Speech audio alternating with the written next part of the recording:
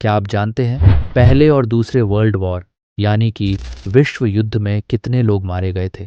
पहले विश्व युद्ध की शुरुआत 1914 में हुई थी और ये युद्ध फिर 1918 तक चला,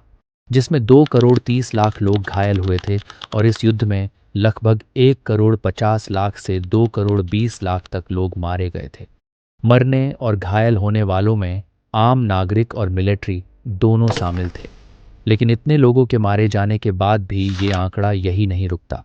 बल्कि पहले विश्व युद्ध के खत्म होने के कुछ साल बाद ही 1939 में दूसरे विश्व युद्ध की शुरुआत हो जाती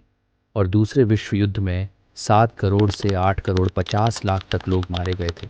और ये आंकड़ा 1940 की जनसंख्या का 3% था। मगर सोचने वाली बात यह है कि पहले और दूसरे विश्व युद्ध में करोड़ों लोग मारे गए थे, मगर पहला और दूसरा विश्व युद्ध सन 1900 में हुआ था और जब ना इतने आधुनिक हथियार थे और ना ही इतने सारे देशों के पास एटॉमिक बॉम्ब्स,